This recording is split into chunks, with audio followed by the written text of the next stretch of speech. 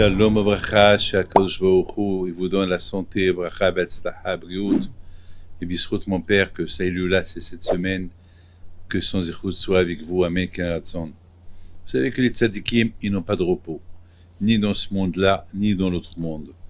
Ben, dans ce monde-là, ils sont, du matin au soir, ils sont occupés à bénir les gens et à recevoir les gens. Et dans l'autre monde, du monde entier, on les appelle.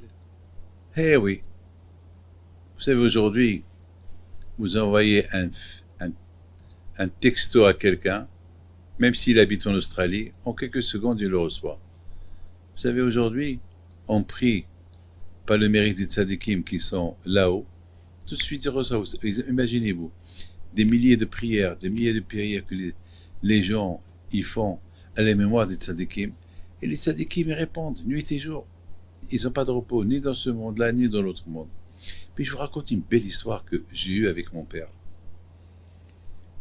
C'est une belle histoire, j'étais jeune homme. Et j'étais à la yeshiva. Et à l'époque, j'avais un passeport marocain. J'ai toujours mon passeport marocain, je le garde. Je suis très fidèle au royaume du Maroc. J'ai toujours mon passeport. Et lorsque je venais en Israël, il n'y avait pas encore les relations diplomatiques entre le Maroc et Israël, donc je venais avec un visa. Je présente le passeport marocain et avec un visa. Et un jour,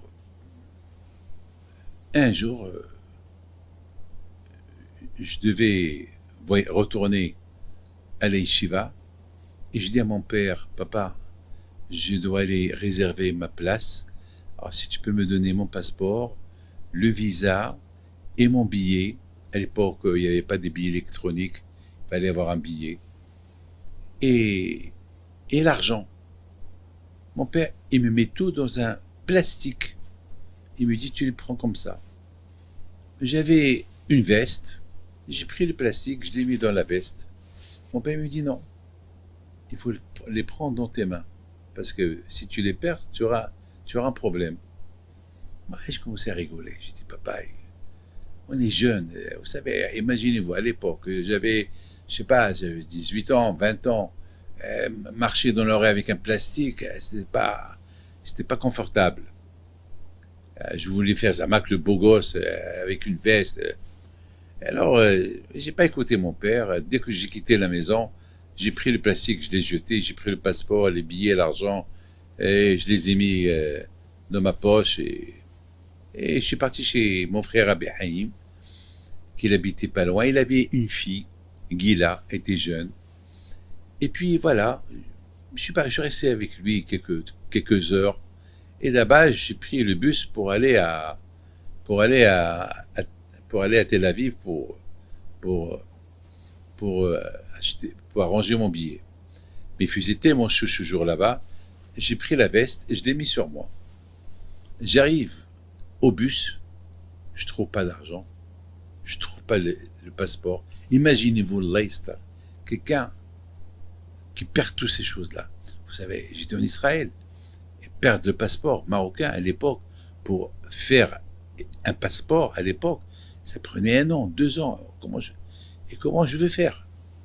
Et entre-temps, mes parents, ils ont émigré en Israël. Moi, j'étais à la yeshiva en Angleterre. Comment je vais faire? Et j'avais peur de mon père. J'ai pas écouté mon père. Alors, je retourne chez Rabbi Haïm. Rabbi Haïm, mon frère était dans tous ses états.